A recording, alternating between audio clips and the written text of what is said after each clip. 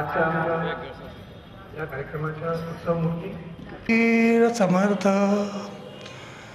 शुकासारिखे पूर्ण वैराग्य ज्याचे वशिष्ठा परी ज्ञान योगेश्वराचे कवी वाल्मिका सारिखा मान्यैसा नमस्कार माझा सद्गुरु रामदासा जय. आजच्या कार्यक्रमाचे अध्यक्ष आणखीन मुख्य अतिथी शिरीष ढोबळे साहेब, अमृतवक्ते श्री विवेकजी, सुमित्राताई महाजन आमच्या सांसद.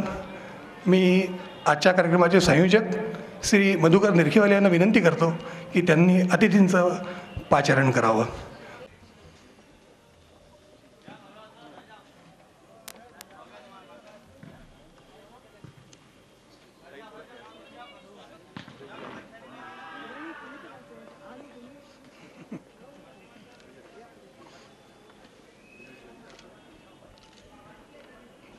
धन्यवाद वेडेकरजी. धन्यवाद डॉक्टर शिरीष ढोबळे साहेब. आजचे अमृतवक्ते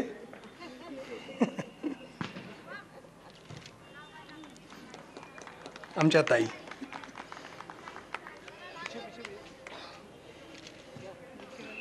ते हार आणखीन ते वरती घेऊन जा.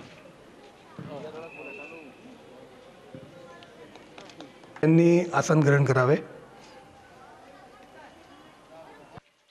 ऊपर ले लो सर.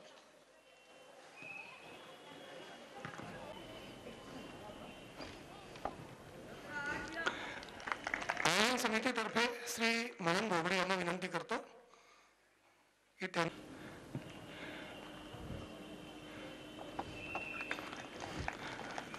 कार्यक्रमाचे संयोजक श्री मधुकर निरखिळे यांना विनंती करतो की त्यांनी आजचे मुख्य अतिथी डॉक्टर शिरीष ढोबळे यांचे स्वागत करावे.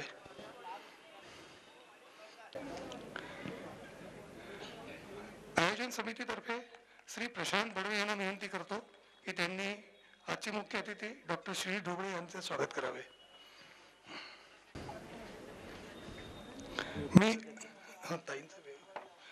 मी श्री सुमित्राताईंना विनंती करतो की त्यांनी आमचे अमृतवक्ते श्री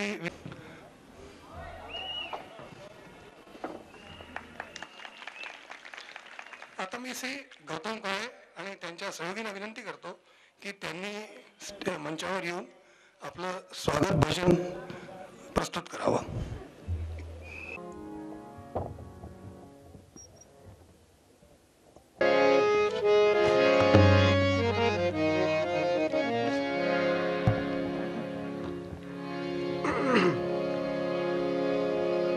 मी आपल्यासमोर समर्थ रामदासांचंच एक भजन सादर करीत आहे.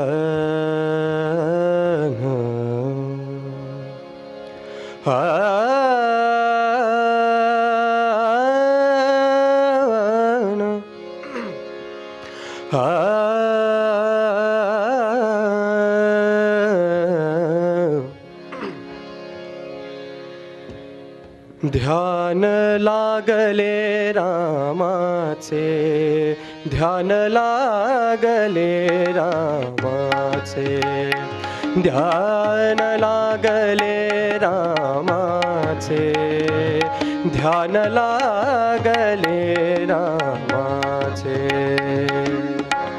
दुःख हरले जन्माचे, दुःख हरले जन्माचे, ध्यान लागले रामाचे, ध्यान लागले रामाचे.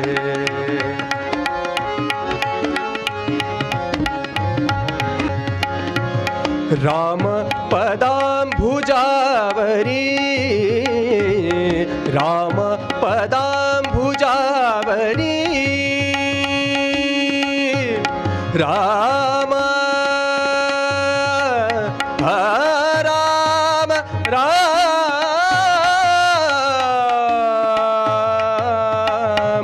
राम पदांबुजावरी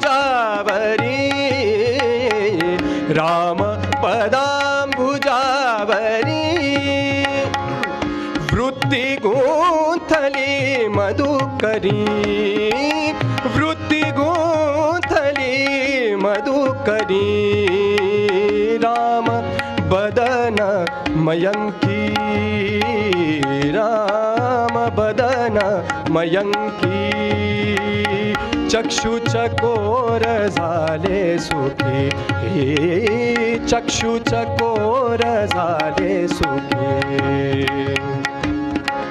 दुःख हरले जन्माचे दुःख हरले जन्माचे ध्यान लागले रामाचे ध्यान लागले रामाचे रामी रामदास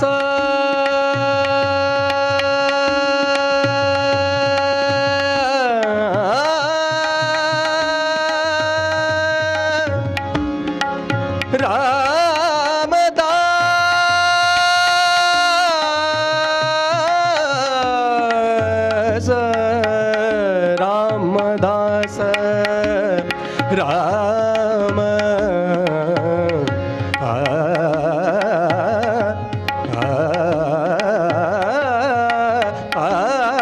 राम रामी रामदास रामदास रामदास रामदास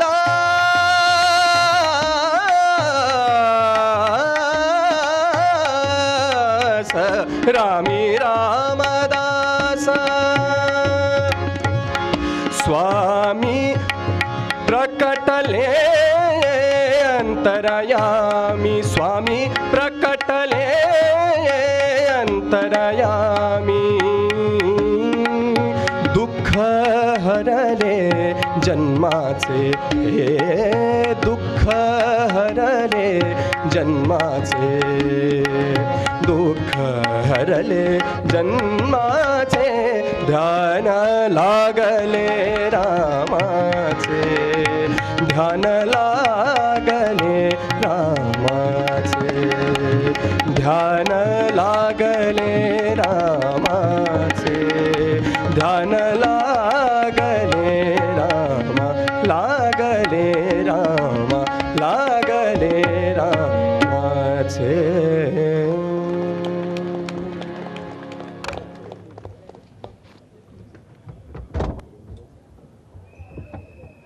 सुविख्यात सर्जन असून आजवर जवळजवळ 7,500 सफल ऑपरेशन त्यांनी केलेले आहेत. आपण त्यांना कर्तव्यधर्मी स्वागत करू. असेच ढोबळे आता आम्हाला मुख्य अतिथी अशा पदी लाभले. त्यांनी मोठ्या मनाने या कार्यक्रमास येण्याची संमती दिली आणि इतक्या व्यस्त दिनचर्येत आम्हाला वेळ दिला त्याबद्दल आम्ही त्यांचे ऋणी आहोत. आमच्यामध्ये आज बाबासाहेब पण आलेले आहेत.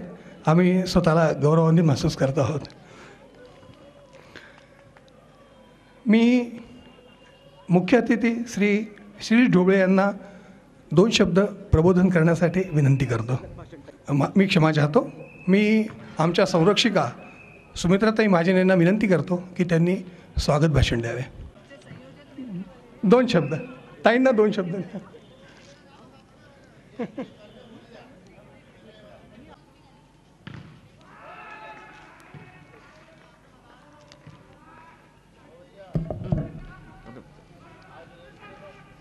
नमस्कार. खरं म्हणजे मला असे उगीचच एक संरक्षक म्हणून बसवतात आणि मग सारखं ताईनीच जणू काही केलं असं. या मी नुसती असते एवढंच, पण मेहनत ह्या सगळ्या लोकांची आहे आणि पुष्कळ दिवसापासून सगळ्यांच्या मनात जरूर होतं की समर्थांची ही जन्मशताब्दी 400 वर्षे झाली. 400 वर्षापूर्वी एक असा कणखर माणूस होऊन गेला की एक प्रकारे सबंध विस्कळीत झालेल्या समाजाला, मृतप्राय झालेल्या समाजाला, घाबरून गेलेल्या समाजाला, आणि आता ह्याच्यातून काहीच होऊ शकणार नाही, आपण जणू काय असेच सगळे संपून जाणार, अशी सगळ्यांची भावना लहानापासून मोठ्यापर्यंत ज्या समाजाची झालेली होती, अशा समाजाला पकडून गदगदवून हलवून जागं करून की नाही, तुझ्यातच सामर्थ्य आहे, तू करू शकतोस, उठ, तूच हे काम करशील, कामाला उभा राहिलास की कोणी ना कोणी नेता मिळेल, नेतृत्व मिळेल, ते नेतृत्व पण आपण निर्माण करू. अशा प्रकाराने मी असं म्हणते की एक प्रकाराने जागरण ज्यांनी केलं, ज्या समर्थाने, आणि मला माहिती नाही पण गळसाजीजी तुम्ही जास्त सुंदर सांगू शकाल, पण माझ्या मनात नेहमी हा एक भाव येतो की समर्थांनी जे आपल्या शिष्यांना, जे असे तरुण शिष्य, आणि त्यांना हे जे सांगितलं की भिक्षा मागून जीवन जगायचं, पण भिक्षा मागताना सुद्धा जे श्लोक म्हणायचे, समर्थाची या सेवका वक्र, हा पण एक जागरणाचा भाग असं मला वाटतं की एखादा तरुण बलदंड असा संन्यासी साधू की जो समाजाच्या कामासाठी उभा राहिला आहे, हा भिक्षा मागायला समोर दाराशी आल्यानंतर भिक्षा घालणारी त्यावेळच्या पद्धतीप्रमाणे ती सासू नसायची, सासू बसलेली असायची वाती वळत, आणि तरुण सुनेलाच ती सांगणार ना, बाई ग बघ दाराशी कोण आले आणि दे बरं त्याला काही. आणि मग ती तरुण सून भिक्षा वाढायला आल्यानंतर तिच्या कानावर ते शब्द पडणार, तिच्या समोर तो असा बलदंड तरुण पुरुष उभा राहणार जो सांगतोय की घाबरू नकोस. आणि अशा प्रकाराने की नाही, अजून जीवनामध्ये असं काहीतरी शिल्लक आहे, आपण घरोघरी ही ज्योत पेटवू शकतो, असं एक प्रकाराने एकमेकाला तो संदेश जो दिला जात होता आणि एक एक घर जागृत केलं जात होतं, असं कुठेतरी वाटतं. आणि असं हे काम उभं करणारे समर्थांची की ज्यांनी जीवनाच्या प्रत्येक क्षेत्रात काही ना काही शिकवलं. आणि म्हणून इंदोरच्या आमच्या सगळ्या रेडगावकर, निरखीवाले, हे सगळ्या लोकांना मनापासून कुठेतरी वाटायला लागलं, ताई याचं काहीतरी आपल्याला करायला पाहिजे. परत एकदा आपण सगळ्यांनी, कारण खरंच परिस्थिती परत तशीच कुठेतरी वाटते, मनामनातून कुठेतरी भीती प्रत्येक गोष्टीची जाणवते आज. आणि अशा ह्याच्यामध्ये ह्या लोकांना वाटलं की नाही, आपण इथेही साजरी केली पाहिजे. परत एकदा ते सगळे विचार लोकांपर्यंत पोचले पाहिजेत, परत कुठेतरी तो आठव झाला पाहिजे. आणि म्हणून कसं करायचं की नुसतंच कोणीतरी भाषण देत आहे, आपण ते भाषण ऐकायचं असंही चालणार नाही. मग दासबोधाची पारायणं होऊ शकतात का? दासबोध घरोघरी आपण सगळे वाचू, दासनवमीच्या वेळेला खूप पारायणं होतात, पण या निमित्ताने एक सामूहिक पारायणं, आणि ती जर 400 पारायणं आपण करू शकलो सामूहिक या निमित्ताने, अशी पहिल्यांदा मनात कल्पना आली. आणि मला वाटतं किती 400च्या वर जास्तच झाली ना, 435 पारायणं होऊ शकली. आणि ती अशी एकत्रित येऊन, हे आणखीन विशेष की समाज परत एकत्रित येऊन त्याच्याही पुढे आणखीन जाऊन केलं की हे जणू काही कमी पडतंय, आणखीन एकत्रित येऊया. आणि म्हणून 1000 त्यातले श्लोक निवडून आणि त्याची एक छोटी पुस्तिका तयार करून परत जवळजवळ 700-800 लोक एकत्रित येऊन त्याचं एक एकत्रित पारायण, लहान मुलांचे मनाश्रू श्लोक, हे सगळं करत करत. आणि मग आज असं वाटलं की मनामध्ये ही जी ज्योत थोडी फुललेली आहे, हिला आणखीन अंगाराचं स्वरूप देण्याच्या दृष्टीने, एक ज्वलंत स्वरूप देण्याच्या दृष्टीने असाही वक्ता पाहिजे. आणि म्हणून आज आपण विवेक घळसाजींना यांना इथे बोलावलेलं आहे. त्यांचे विषयी जर आपण पाहिलं की भक्तिमार्गापासून सामर्थ्य शोधत व्यक्तित्वाचा विकास, असं मी त्याला म्हणेन. त्या संबंध त्यांच्या 3 दिवसाच्या याचं स्वरूप जे आहे, आणि मग कुठेतरी तो व्यक्तित्वाचा विकास आपला पण आणि समाजाच्या व्यक्तित्वाचा विकास पण, अशा प्रकाराने ही 3 दिवसाची व्याख्यानमाला. आणि ह्या व्याख्यानमालेची आज सुरुवात आहे. थंडी तितकीच आहे. मी येता येता जेव्हा म्हटलं, उत्साह कसा असतो, आतमध्ये प्रवेश करताना मी जेव्हा म्हटलं की अहो थंडी किती आहे आज, तर मला एकाने पटकन उत्तर दिलं, समर्थ जर पाण्यात उभं राहून तपश्चर्या करू शकतात तर आपण काय 3 दिवस थंडीत व्याख्यान नाही ऐकू शकत. खरोखर फार मोठी गोष्ट आहे. म्हणजे बघा, ह्या कार्यक्रम करण्याच्या मागचा कुठेतरी वाटलं जो एक उद्देश आहे हा कुठेतरी सफल होण्याच्या मार्गावर आज आहे. आणि अशा ह्या कार्यक्रमाला आपल्या सर्वांचं स्वागत. आजचे आपले 2 अध्यक्ष आणि प्रमुख अतिथी हे सुद्धा आपापल्या क्षेत्रात अतिशय उत्तम रीतीने काम करणारे अशी 2 व्यक्तिमत्व आज आपल्याला भेटलेली आहेत. सगळ्यांचा सहयोग आहे, सहकार आहे आणि सहकाराशिवाय कुठलंच काम पुरं होऊ शकणार नाही. तेव्हा अशा ह्या व्याख्यानमालेमध्ये 3 दिवसाची व्याख्यानमाला, त्याच्या आधी जे कार्यक्रम झाले त्या सगळ्या कार्यक्रमांमध्ये आपल्या सगळ्यांचा जो सहयोग मिळाला आहे असाच पुढे मिळत राहील. आणि ही जी सबंध तरुण मंडळी काहीतरी सतत करू इच्छितात, ते समाजासाठी धडपडतात ते, आणि आपण सगळेच एक प्रकारे एकमेकांना काहीतरी सामर्थ्य देत पुढे जायचे की अजून समाजातलं स्फुल्लिंग जाग आहे हे एक प्रकाराने दाखवायचे. हे कुठेतरी इथे आपण करू शकू. अशा या 3 दिवसाच्या व्याख्यानमालेमध्ये आपलं सर्वांचं आणि आपल्या सर्वांतर्फे विवेकजींचं मनापासून स्वागत. मी आता आजच्या कार्यक्रमाचे अतिथी श्री शिरीष ढोबळे, प्रख्यात हृदय शल्यचिकित्सक यांना विनंती करतो की त्यांनी 2 शब्द. आमच्या इंदोरच्या खासदार सुमित्राताई, अध्यक्ष श्री बेडेकर साहेब, निरखीवाले साहेब आणि याचे प्रमुख वक्ते विवेकजी, आपण सगळे भाविक श्रोता, सगळ्यात आधी मला क्षमा मागावी अशी वाटते. थोडंसं उशीर झाला मला यायला, पण माझ्या मागून जे काही येणारे लोक मला दिसले, मला वाटलं थोडंसं त्याच्यात त्यांचं हित झालं असावं की त्यांची सुरुवात चुकली नाही.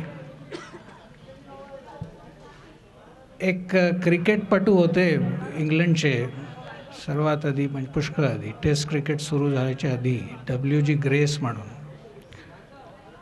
आणि तो शेवटचा एक मॅच खेळत होते आपला.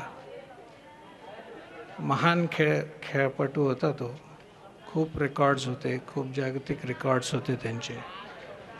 आणि त्या सामन्यामध्ये मात्र त्यांचा काहीतरी पहिल्या दुसऱ्या चेंडूवर आऊट झाले आणि अंपायरने लगेच एक बोट असं आऊट म्हणून सांगितलं. ते अंपायरजवळ गेले आणि त्यांना सांगितलं की मूर्खा, तुझं हे बोट पाहायला लोक आलेले नाही आहे, माझी बॅटिंग पाहायला आलेले आहे. अँड ही वेंट आणि आपल्या खेळाला परत लागले. ते मला पूर्ण कल्पना आहे की तुम्ही इथे का आलात. माझा समर्थांचा जो अभ्यास आहे तो त्याला अभ्यास म्हणावं की अभ्यासाची आकांक्षा हे थोडंसं जरा कठीण आहे. पण हे जे 2 नावं इथे लिहिलेली आहे, समर्थ रामदास आणि तुकाराम, ही जी यांची जी विचार आहे, यांची विचारधारा आहे, किंवा यांचे जे आपल्याकडे यांचे शब्द आहेत, ते कमालीचा संयोग आहे की एक भक्तिमार्ग एवढा समाजाच्या समोर जावा की ब्रह्मांडांचे कुलकर्णी म्हणून कोणीतरी नमूद करावी यांची पुढे हिस्ट्रीमध्ये, आणि दुसरा असं वाटतं की कुलकर्ण्यांच्या वाड्यातच जायला नको. विवेक तुम्हाला आणि मला आज सांगतील की असं यांच्या दोघांच्या एवढ्या विमुख धारांमध्ये काय साम्य असावं की आपण एवढे प्रभावित आपल्या जीवनात आज 400 वर्षानंतर ताई जशा म्हणाल्या का असावं या विचाराने. पण ही एक अद्भुत गोष्ट आहे की असे 2 इतके वेगळे मार्ग, आणि मार्ग दोघेही भक्ती मार्ग म्हणवतात, असं का व्हावं. मी हे सगळं ऐकायला तेवढाच उत्सुक आहे जेवढे तुम्ही आहात. एकदा पुन्हा तुम्ही जो मान देऊन मला इथे बोलवलं त्याच्यासाठी हार्दिक माझा धन्यवाद तुम्हाला आणि नमस्कार. श्री PS बेडेकर सहाय्यक महाप्रबंधक स्टेट बँक ऑफ इंडिया यांना विनंती करतो की त्यांनी 2 शब्द आशीर्वाद स्वरूप आम्हाला सांगावेत. श्री बेडेकर. मुख्य संरक्षक सुमित्राताई, आजच्या कार्यक्रमाचे प्रमुख अतिथी डॉक्टर ढोबळे साहेब, मुख्य संयोजक निरखीवालेजी आणि आजचे ऐकण्यासाठी आपण सर्व उत्सुक आहोत असे विवेकजी गळसासी आणि आपण सर्व जमलेले श्रोते इतक्या थंडीतसुद्धा गळसासी विवेकजींना ऐकण्यासाठी उत्सुक आहोत. सर्वप्रथम मी मुक्त संवादच्या सर्वांना धन्यवाद देतो आपल्या सर्वांच्या वतीनं की या कार्यक्रमाचं आयोजन त्यांनी करून आपल्या सगळ्यांना विवेकजींना ऐकण्याची संधी दिली. विशेषतः मी महाराष्ट्रात इतकी वर्ष राहून मला विवेकजींना प्रत्यक्ष ऐकण्याची संधी आत्तापर्यंत मिळाली नव्हती. तीसुद्धा आज मुक्त संवादमुळं मला मिळते आहे. आणि समर्थ रामदासांची जन्मचतुशताब्दी आणि विवेकजींसारखा अमृत वक्ता हा एक अमृत योग आपल्या सर्वांना लाभलेला आहे. तर आपण सर्व विवेकजींना ऐकण्यासाठी उत्सुक आहोत. तर मी मुक्त संवादला पुन्हा एकदा धन्यवाद देतो. धन्यवाद.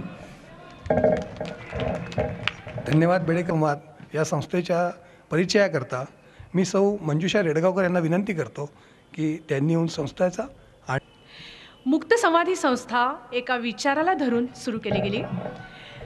व्यक्तिमधला संवाद जेव्हा संपुष्टात आला, लोक टी व्हीच्या इतके अधीन झाले की त्यांना आपल्या घरच्यांशी, आज्यांना नातवंडांशी आणि मित्रांची बोलण्याचा सुद्धा वेळ मिळेनासा झाला. तेव्हा हा विचार आला की आपण असं काही सुरू करूया जिथे आपण मुक्तपणे आपले विचार मांडू शकू, नवीन विचार, नवीन हे आपल्यामध्ये आणू शकू. तेव्हा ही संस्था आम्ही 2 वर्षापूर्वी स्थापन केली. या संस्थेच्या आधारानं बरीच लोक आम्ही एकत्रित करू शकलो, बरीचशी व्याख्यानं आम्ही आयोजित करू शकलो आणि हे कार्य असं सतत पुढे राहावं अशी अपेक्षा आम्ही करतो. आम्हाला सतत आमच्या ताईंचा आशीर्वाद याकरता उपलब्ध आहेच. तोकड्या शब्दात देण्याचा प्रयत्न करेन आणि जर काही सुटलं तर इंदूरचे सुज्ञ श्रोते हो आणि विवेकजी मला माफ करतील अशी मी आशा करते. तर आदरणीय विवेकजी आणि श्रोते हो, वाणी व लेखणीवर समान अधिकार असलेले विवेक गळसासी हे सोलापूर येथे वास्तव्य करून असतात. पण हे विश्वची माझे घर असे समजून त्यांची भ्रमंती अखिल भारतीय नाही तर आंतरराष्ट्रीय पातळीवर सतत चालू असते. सतत प्रवचनं, संचलन, संघाचे वर्ग इत्यादी कार्यक्रम ते सतत करीत असतात आणि त्याकरता गावोगावी सतत भ्रमंती करत असतात. श्री गळसासी हे नव्या पिढीचे समर्थ वक्ते आणि पत्रकार म्हणून सर्वांना सुपरिचित आहेतच. नोकरी सोडून आलेली सुवर्ण संधी सोडून आपण म्हणूया 5 वर्ष वनवासी कल्याण आश्रम येथे सपत्नीक निवास केला आणि 5 वर्ष आपल्या आयुष्याचे त्या कार्याला वाहून घेतलं. आपण सतत ह्या कार्याला वाहून घेतलेला असताना देखील 4 वर्ष मुंबई तरुण भारतमध्ये उपसंपादक व वृत्तसंपादक म्हणून देखील कार्य केले. 1987 मध्ये आपण सोलापूरच्या दैनिक तरुण भारतमध्ये संपादक म्हणून रुजू झालात. विवेकजींच्या रेघोट्या हा काव्यसंग्रह, नित्यनिरूपण हा ज्ञानेश्वरीवरील लेखांचा संग्रह व राष्ट्रवाद हे भाषांतरित पुस्तक प्रसिद्ध झाले आहे. प्रिंट मीडियाबरोबरच दूरदर्शन, आकाशवाणीवरील कामाचा पण आपणास दीर्घ अनुभव आहे. त्यांची ETV आणि सह्याद्रीवरील प्रवचने तर खूपच गाजलेली आहेत. अनेक विषयांवर अबाधित असे प्रभुत्व असलेले विवेकजी यांनी आंतरभारतीय मराठी साहित्य संमेलनात अनेक अविस्मरणीय अशी व्याख्यानं दिलेली आहेत. श्रोते हो, हा अमृत संयोग आहे आणि आम्हा इंदूरकरांचे हे भाग्य आहे की आम्हाला सतत 3 दिवस त्यांची व्याख्यानं ऐकायला मिळणार आहेत.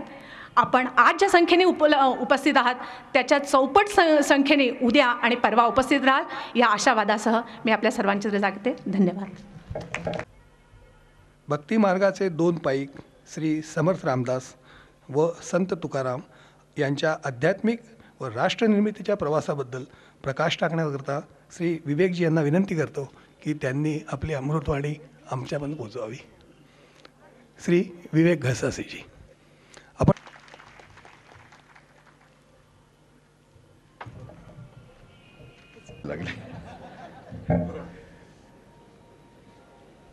मुक्त संवाद या इंदोरमधल्या सांस्कृतिक जीवनात आपल्या स्वतःचा ठसा उमटवणाऱ्या आणि सांस्कृतिक अभिसरणाच्या कार्यामध्ये अग्रेसर असणाऱ्या संस्थेच्या वतीनं राष्ट्रसंत समर्थ रामदास स्वामींच्या जन्मचतुष्शतीच्या निमित्तानं जी कार्यक्रमांची शृंखला आयोजित केली गेली त्यातल्या प्रकट व्याख्यानमालेच्या आजच्या पहिल्या दिवसासाठी मुक्त संवाद आणि या साऱ्या उपक्रमाच्या संरक्षिका म्हणून ज्या आपणा सर्वांना ख्यात आहेत त्या आदरणीय सांसद सुमित्राताई, आजच्या कार्यक्रमाचे अध्यक्ष आदरणीय श्री बेडेकर साहेब, बेडेकर साहेबांचं आणि माझं नातं पण आहे. ते इचलकरंजीचे आहेत एवढंच नाही तर सोलापूरचे ते जावई आहेत आणि त्यामुळं ते व्यासपीठावर असताना मला खूप मर्यादेने बोलावं लागलं असतं, पण ताईंनी ही माझी अडचण ओळखली. मुलीच्या घरच्यांची अडचण ओळखणाऱ्या सांसद असणं किती चांगलं असतं, तर त्यांनी जावई बापूंना खालीच बसायला सांगितलं. ज्यांची आज विशेष उपस्थिती आहे ते इथले प्रसिद्ध डॉक्टर शिव ढोबळे साहेब, या संपूर्ण कार्यक्रमाचे संयोजक श्री निरखीवाले साहेब, मुक्त संवादचे सगळे सदस्य बंधू भगिनी, माता पिता आणि तरुण मित्रमैत्रिणींनो, जर ते असतील तर.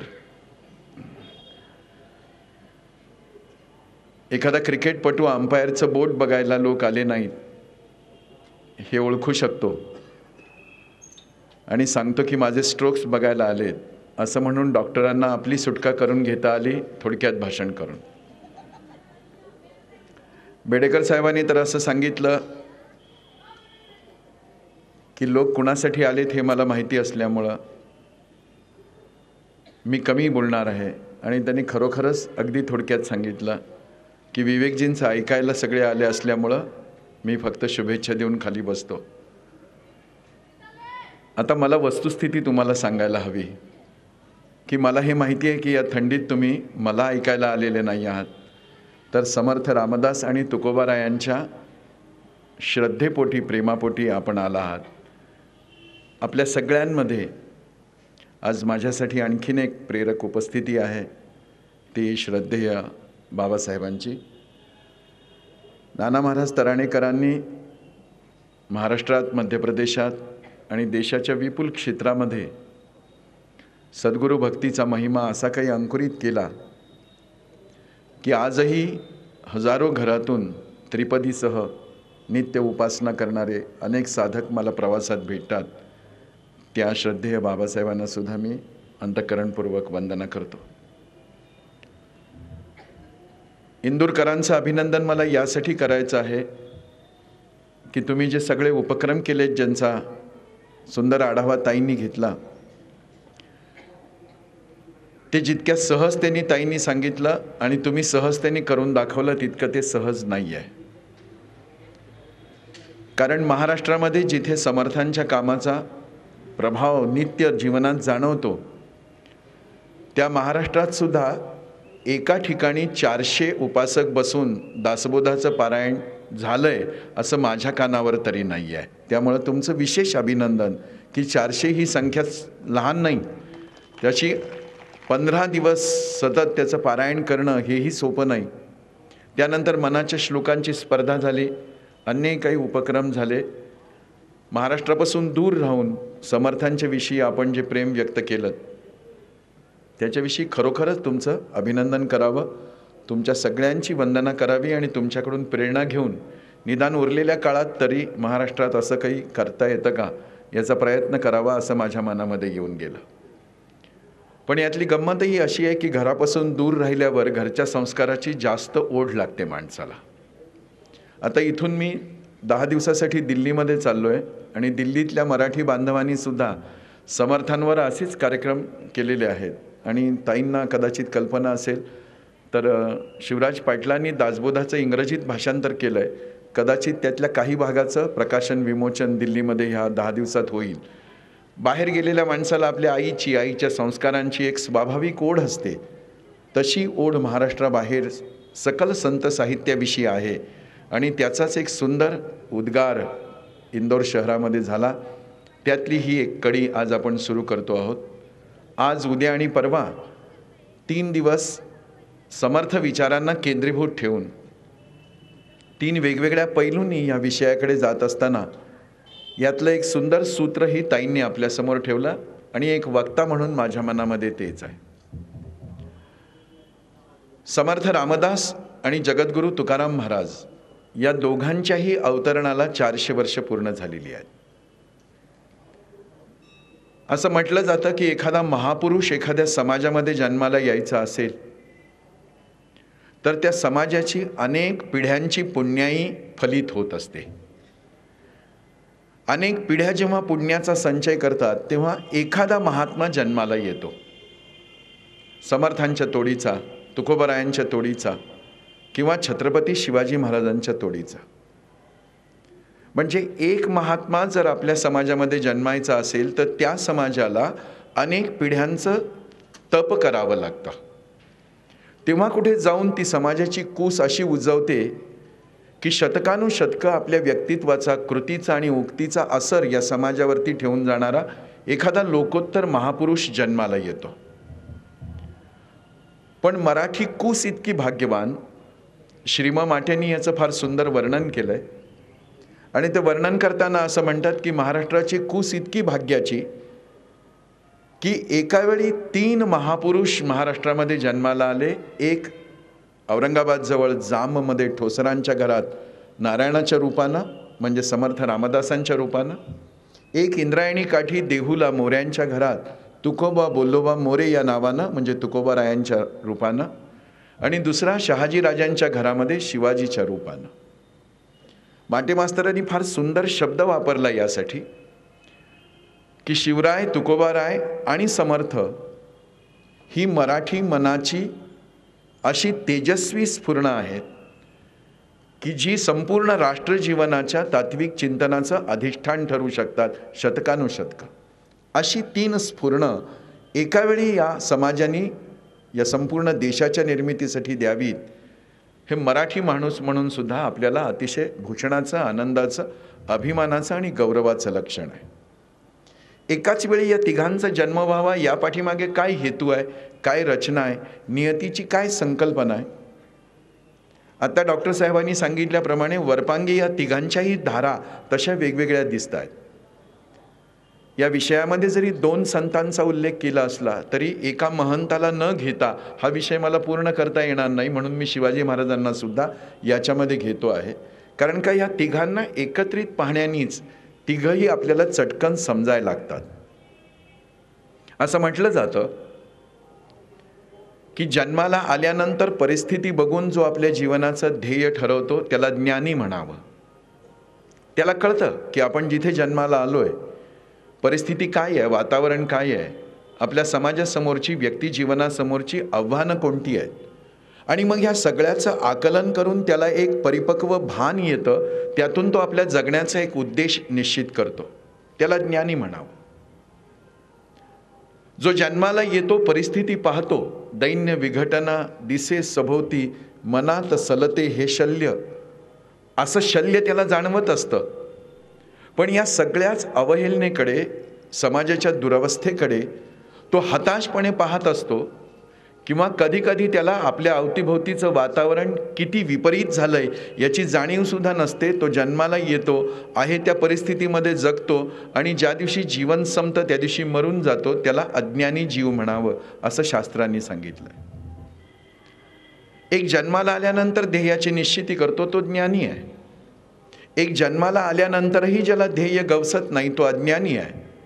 आणि एक जीव असा आहे की जो जन्माला येण्यापूर्वी आपलं ध्येय निश्चित करूनच जन्माला येतो, त्याला संत म्हणावं असं म्हटलंय.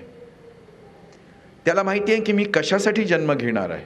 मला कुठल्या तरी एका वंशाचा दिवा नाही बनायचं, मला कुठल्या तरी एखाद्या मालगुजार माणसाच्या संपत्तीचा वारस मात्र नाही व्हायचं.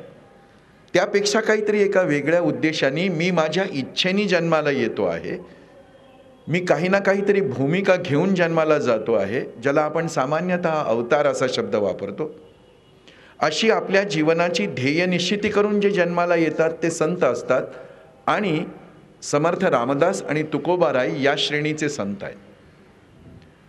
पण शिवाजी महाराजांवर राष्ट्रनिर्मितीचं आणि राजकारणाचं दायित्व गेलं नसतं तर शिवाजी महाराज कोण झाले असते, असा एक काल्पनिक प्रश्न आपल्या मनाशी उपस्थित केला तर आपल्याला उत्तर असंच मिळतं की तेही असे सिद्धपुरुष झाले असते, ते योगपुरुष झाले असते, ते योगारूढ महात्मे झाले असते. जर शिवाजी महाराजांना राज्य करायची वेळ आली नसती तर तेही असे श्रेष्ठ पुरुष झाले असते, त्यांनाही आपण संतच म्हटलं असतं. पण ते केवळ राजकारणात गेले आणि राष्ट्रकारण करण्यामध्ये आपलं सगळं जीवन खर्च केलं, तरीही आज आपण अंतःकरणातल्या अंतःकरणामध्ये शिवरायांना सुद्धा ते स्थान देतो जे आपल्या कुलपरंपरेमध्ये आपण संत महात्म्यांना देतो, आणि म्हणून त्यांनाही आपण श्रीमान योगी असंच म्हणतो. म्हणजे राजसत्तेमध्ये असून सुद्धा संतत्व न गमावलेले, प्रपंच करत असतानाही आपल्या संतत्वाचा प्रकाश सर्वदूर पसरवणारे आणि प्रपंचाच्या झमेल्यामध्ये न पडता राष्ट्राचा प्रपंच करायला निघालेले आणि आपलं संतत्व बरकरार ठेवलेले, हे तिघही जेव्हा एकत्र आपण पाहायला लागतो तेव्हा आपल्या समाजाच्या या पुण्याईचा आपल्याला खरोखर आनंद व्हायला लागतो. या तिघांच्याही जीवनामध्ये भक्तिमार्गालाच प्राधान्य आहे. या तिघांच्याही जीवनामध्ये अगदी एकसारखी सम्यक आयडेंटिकल भक्ती आहे. पण या तिघांच्या जीवनातल्या या भक्तितत्वाचा जो आविष्कार आहे तो इतका विलक्षण वेगळा आहे की विचार करणाऱ्या माणसाला सुद्धा परस्परांच्या विरोधात चाललेले हे प्रवाह आहेत असं वाटू शकतं. असं वाटण्याची शक्यता नाकारता येत नाही. परंतु महापुरुषांच्या जीवनाची विशेषताच ही असते की ते एकावेळी अवतरित झाले तरीही एकमेकांना सम्यक जीवन जगण्याचा त्यांचा आग्रह असतो आणि भेटी होत की न होत आपण एकमेकाला पूरकच कार्य करायचं आहे असं सुंदर दैवी शहाणपण त्यांना जन्मतःच प्राप्त झालेलं असतं. सामान्य ज्ञानी माणसं एकमेकाच्या विरोधामध्ये काम करताना आपल्याला अनेक वेळा दिसतात, कारण का त्यांच्यामध्ये ही गाभूळ पिकलेपणाची भावना नसते. ते ज्ञानी असतात पण त्यांचं ज्ञान आढीला पिकवलेल्या आंब्यासारखं असतं, थोडं रासायनिकपणामुळं अर्धकच्चं राहणारच. पण जे संत असतात ना ते इतकी समजूत घेऊन जन्माला आलेले असतात की वेगवेगळ्या दिशेने निघालेले हे सगळे प्रवाह शेवटी मानवाच्या कल्याणासाठीच एकत्र येणार आहेत याची त्यांना जाणीव असल्यामुळं या प्रवाहामध्ये कोणत्याही प्रकारचं प्रदूषण आपल्या कृतिउक्तीने होऊ नये याच्याविषयी निरंतर सावधपण त्यांच्याकडे असतं. ताईंनी ज्या परिस्थितीचा उल्लेख केला त्या परिस्थितीचा थोडासा मागोवा घेतल्यानंतर नियतीनं ह्या 3 विभूतींना आपल्या देशामध्ये का पाठवलं हे आपल्या लक्षात यायला लागतं. सर्वसामान्य माणसाच्या जीवनामध्ये धर्माला ग्लानी आली होती. हाही एक प्रश्न विचार करण्यासारखा आहे की खरोखर धर्माला ग्लानी येते का?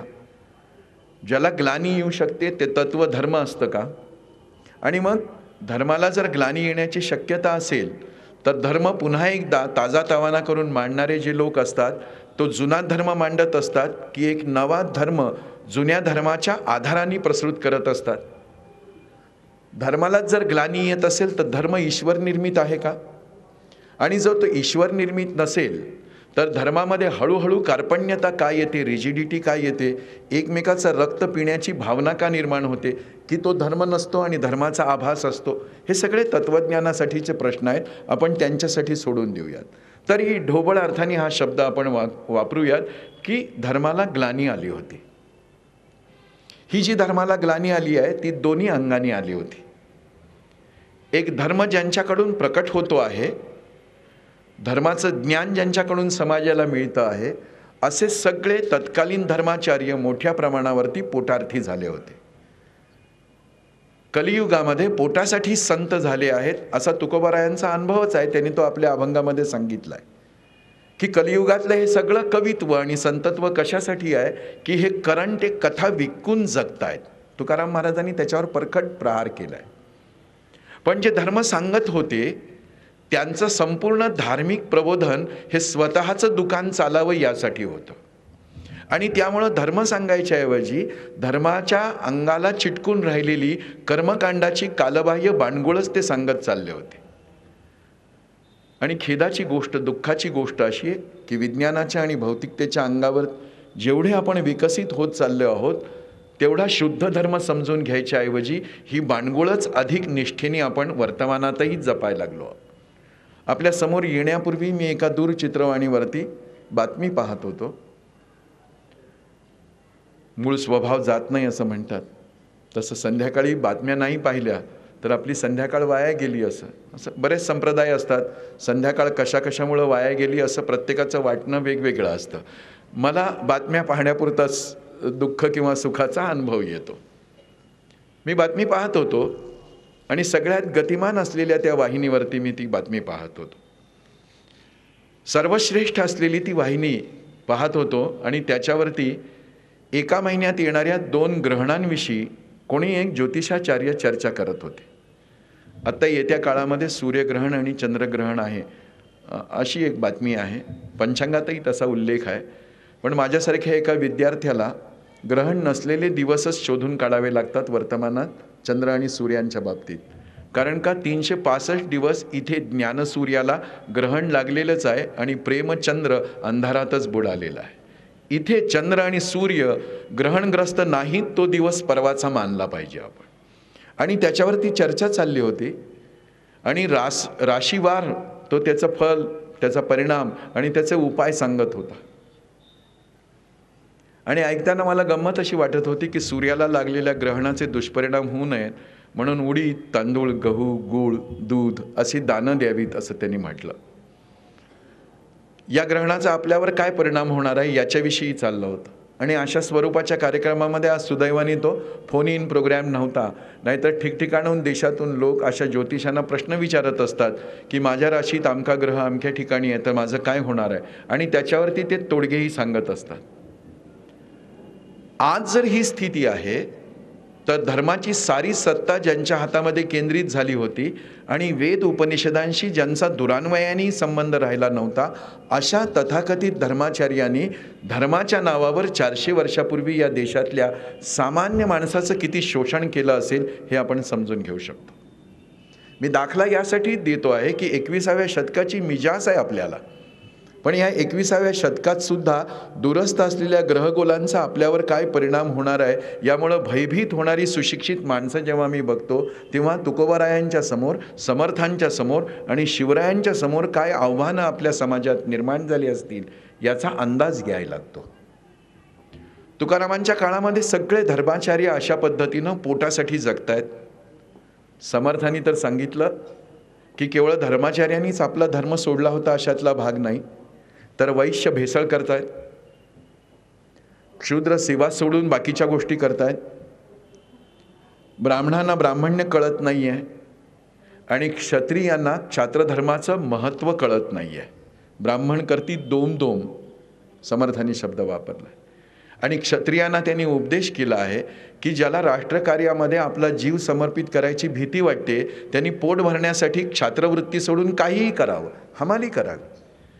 पण आपण जर क्षत्रिय असू तर ज्या तेजस्वितेने उभं राहणं आवश्यक आहे त्यांनी त्याच तेजाने उभं राहिलं पाहिजे. समर्थांनी तसंच वर्णन केलं आहे. आणि शिवरायांना तर हा अनुभव प्रत्ययी येत होता की हिंदू पदपादशाहीची संस्थापना करण्यासाठी जीवाचं रान करणाऱ्या आणि बहुजन समाजाला या उच्च ध्येयासाठी संघटित करून आत्मार्पणाला प्रेरित करणाऱ्या या महापुरुषाला तो ब्राह्मण आहे की नाही, तो क्षत्रिय आहे की नाही, त्याला मुंज करायचा अधिकार आहे की नाही, असल्या क्षुल्लक आणि निरर्थक गोष्टीवरती आमच्या धर्ममार्तंडांच्या सभा बसत होत्या.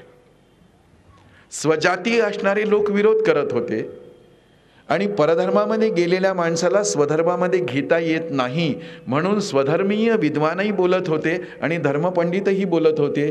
त्यावेळी हिंदू पदपादशाहीची स्थापना करणाऱ्या या नरसिंहांनी सांगितलं होतं की मी सांगतो जर कोणी धर्मपरिवर्तित झाला असेल तर त्याला स्वधर्मामध्ये घेता येतं आणि घेता येत नसेल तर घेण्याची सुरुवात मी करून देईन.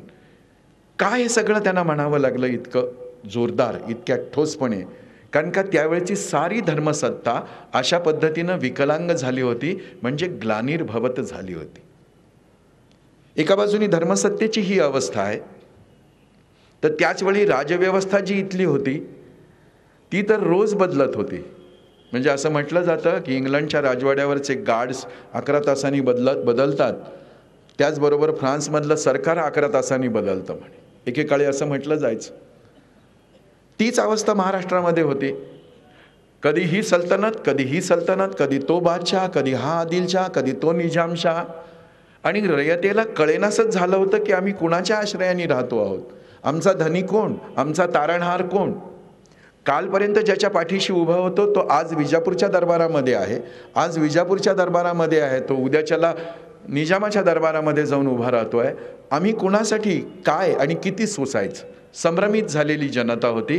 कारण का? अस्थिर राजव्यवस्था होती. नुसती अस्थिर होती असं नाही, तर या पातशाह्या आणि बादशाह्या वेगवेगळ्या पद्धतीचे अन्याय अत्याचार या लोकांवरती करत होते. या सगळ्याचा स्वाभाविक परिणाम काय झाला होता? क्षात्रतेज क्षीण झालेलं, ब्राह्मतेज निरस्त झालेलं, पोटाच्या मागे धावणारं, वैश्यवृत्ती गलित गात्र झालेली, आणि याचा स्वाभाविक परिणाम म्हणून या समाजाच्या अस्मितेची जी जी ठिकाणं होती त्याच्यावरती कुठाराघात होत होते.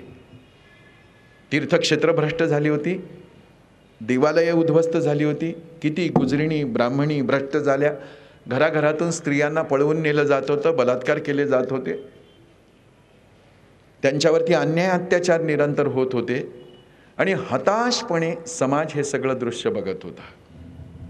त्यावेळेला एका स्त्रीच्या मनामध्ये अशी कल्पना येते की अरे ह्याला उत्तर दिलं गेलं पाहिजे, आणि उत्तर द्यायचं असेल तर उत्तर मी समाजात शोधता कामा नये, हे उत्तर मी माझ्या कुशीतून कसं देऊ शकते, एक स्त्री विचार करत होती. तिला असं वाटत होतं की ह्या दुरवस्थेला मी जबाबदार आहे. आणि जेव्हा भोसल्यांच्या घराण्यातली सून नाशिकला अपहृत केली जाते मुसलमानांच्याकडून, त्यावेळेला जिजाऊ आईसाहेबांच्या मनामध्ये प्रश्न आला की नाही, आता ही अवहेलना मी सहन करणार नाही, आणि म्हणून मला असा एक राष्ट्र समर्पित पुरुष निर्माण करायचा आहे की जे माझ्यावरती दायित्व आहे, आणि ते मी माझ्या घरामध्ये निर्माण करेन. आणि म्हणून आपल्या नवऱ्याची सारी अर्धी राहिलेली स्वप्न जिजाऊ आईसाहेबांनी शिवबांच्या अंतःकरणामध्ये भरली. एकावेळी राष्ट्रनिर्मितीचं तेजस्वी स्वप्न आणि त्याचवेळी स्वभावता असलेली वैराग्य वृत्ती, या दोन्हीचा सुंदर संगम शिवरायांच्या व्यक्तित्वात झाला. आणि जणू काही या शिवरायांच्या कार्याला अनुकूल वातावरण निर्माण करण्यासाठी असं म्हटलं जातं, आणि भागवत कथांमध्ये आम्ही ते निरंतर सांगतो की एखादं ईश्वरी सत्य जेव्हा तत्व जेव्हा प्रकट होत असतं तेव्हा आपल्या अवतीभवती अनेक जीवांना ते घेऊन येत असतं, ते आपली टीम घेऊन येत असतं, आणि हे त्यांचे अवतार सहचर असतात. छत्रपती शिवाजी महाराज हे भगवान शिवशंकरांचं स्वरूप आहे असं मानलं, तर शंकरांनी ह्या नवीन युगामध्ये आपलं अवतार कार्य सजवण्यासाठी आपले अवतार सहचर बरोबर आणले होते. त्यातल्या एका अवतार सहचराचं नाव होतं संत तुकाराम, आणि दुसऱ्या अवतार सहचराचं नाव होतं समर्थ रामदास. आणि म्हणून या तिघांकडं एकत्र पाहताना आपल्या लक्षात यायला लागतं की ह्या तिघांचं काम वेगवेगळ्या व्यासपीठावर सुरू आहे, पण धारा एकच आहे, भक्तीची. एकाची भक्ती विठ्ठलाच्या चरणी अर्पित झालेली आहे, एकाची रामाच्या चरणी अर्पित झाली आहे, आणि एकाच्या राष्ट्राच्या चरणी अर्पित झाली आहे. पण भक्ती कुणाच्या चरणी अर्पित होते याच्यावरून भक्तीमध्ये काही पाठभेद पडत नाही. भक्ती ही भक्तीच आहे, आणि भक्तीचं मूलतत्व तर असं सांगितलेलं आहे की व्यक्तीच्या चरणाशी सुरू झालेली भक्ती विकसित होत होत होत होत संपूर्ण चराचराप्रत जेव्हा जाते तेव्हाच ती भक्ती परिपूर्ण झालेली असते. हे विश्वची माझे घर, ऐसी मती जयाची स्थिर, किंबहुना चराचर आपणाची झाला, ही एका भक्ताच्या परिपूर्ण विकसित व्यक्तित्वाची निशाणी आहे. आणि म्हणून भक्तीचं स्वरूप वेगवेगळं वाटलं तरी भक्तीचा मूळ प्रवाह जो आहे तो अस्सल आहे, एकसारखा आहे. तुकोबरायांनी प्रपंच केलाय, प्रपंचातली सारी सुखदुःख पाहिली आहे. समर्थांनी प्रपंच केलाच नाही. बोल्यावरती उच्चारल्या जाणाऱ्या सावधान शब्दाचा नेमका अर्थ माहिती असलेला विश्वावरचा एकमेव पुरुष आहे समर्थ. सावधान म्हणल्यानंतर इथे सावध व्हायचं आहे, आणि यप्पलायते स जीवितः, म्हणून इथून पळून जायचं आहे तरच सावध होऊ शकतो असं म्हणणारे समर्थ एकटे. आणि सावधान हा शब्द ऐकून अतिशय यंत्रवत मान तुकवणारे पुरुष आपण सगळे असतो. आपल्याला वाटतं सावधान या शब्दाचा अर्थ मान वाकवा, आणि एकदा मान खाली घातली की मग दोघांच्या पायाशी पडलेल्या पाकळ्यांसारख्या सुखांना वेचत वेचत सगळं आयुष्य संपतं, आणि लक्षातच येत नाही की आपण ज्या फुलांच्या पाकळ्या गोळा करायसाठी वाकलो आहोत त्याच्या अवतीभोवती दुःख आणि दारिद्र्याचा निखारा पसरलेला आहे, त्याची आपल्याला पर्वासुद्धा नसते. किंबहुना आपल्याला भीती वाटते म्हणून निखाऱ्याकडे दुर्लक्ष करतो आणि पाकळ्या वेचण्याचं सोंग करतो. खरं तर जिथे फुलं वेचली तिथे राख वेचण्याचंच काम करत असतो. ज्याला सामाजिक संदर्भ नाही त्याचं जगणं तर राख गोळा करण्यासारखंच आहे. आपणच आपल्या अस्थींचं संकलन करायला निघालेली स्वार्थी माणसांची गर्दी सगळीकडे आहे. हा अनुभव 400 वर्षापासून घेतोच आहोत, त्याच्याही आधी कदाचित असेल. पण समर्थांनी ठरवलं की नाही, मला माझा प्रपंच नाही करायचा, माझ्या मनामध्ये काही वेगळं चाललं आहे. आणि वेगळं काय चाललेलं आहे? तिघांच्या इकडे बघा. एक पोरगा आपल्या मित्रांना जमवतो आहे, महादेवाच्या मंदिरामध्ये उभा राहतो आहे आणि मित्रांना विचारतो आहे की अरे आपल्याला काही करायचं आहे, आणि काही करायचं असेल तर काय केलं पाहिजे? तर काही मिळवायचं नाही आहे, आपल्याला द्यायचं आहे. म्हणून स्वतःच्या बोटाला छेदतोय आणि रक्ताची धार महादेवाच्या पिंडीवरती टाकून असं म्हणतोय की अरे इथे आपल्याला रयतेचं राज्य निर्माण करायचं आहे. हे राज्य व्हावे ही श्रींची इच्छा आहे. हे राजकारणाचं आध्यात्मिक अधिष्ठान आहे. राजकारणामध्ये धर्मकारण असावं की असू नये याच्यावरती चर्चा होऊ शकते. आणि शहाणपणाचा विषय असा असतो की धर्म राजकारणामध्ये येता कामा नये. पण त्यापेक्षा शहाणपणाचा विचार हा असतो की धर्म आणि राजकारण एकत्र येऊ नये, पण धर्म आणि अध्यात्म निरंतर एकत्रच राहिलं पाहिजे. धर्म मानवनिर्मित असल्यामुळं तोही स्खलनशील असू शकतो, त्याच्यामध्येही विकृती येऊ शकतात, त्याच्यामध्येही दोष निर्माण होऊ शकतात.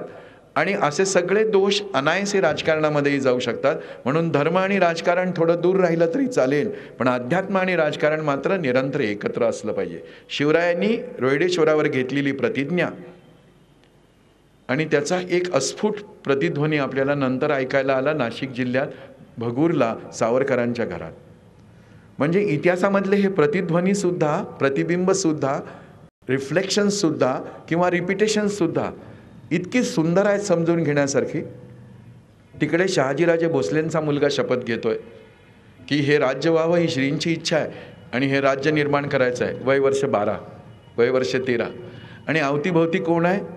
तर सगळ्यात पोटेन्शियल ह्युमन रिसोर्स, लंगोट्या घातलेली कोळ्या माळ्याची पोरं, ज्यांच्या हातामध्ये तिरकामठे आहेत, ज्यांना नाकही पुसता येत नाही. आणि तिथे शिवाजी आपला एक मित्र असं म्हणतोय की आपल्याला राज्य निर्माण करायचं आहे. आणि ही साधी भोळी पोरं असं म्हणतात, हो हो, तू जर रक्त सांडत असशील तर आम्ही जीव सांडायला तयार आहोत.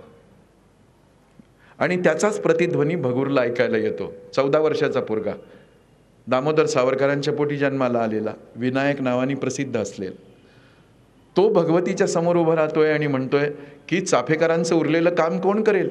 मी करेन. आणि तो शिवाजी महाराजांसारखीच एक प्रतिज्ञा घेतोय, पण त्याच्यामध्ये थोडीशी एक भर घालतोय. तो असं म्हणतोय की मारता मारता मरे तो झुंजेन. म्हणजे मी पहिल्यांदा मारणार आहे, मारतच राहणार आहे, आणि मारता मारता मी मरेपर्यंत झुंजत राहणार आहे. एक नवीन डायमेन्शन देत आहेत. पण असे प्रतिध्वनी सुंदर असतात. अशी शपथ घेतलेले शिवाजी महाराज आपल्या कामासाठी सिद्ध झालेत. आणि या शिमड्या पोरांनी त्यांना म्हटले की शिवबा होय रे होय, तुझ्याबरोबर आपण असं राज्य निर्माण करणार आहोत.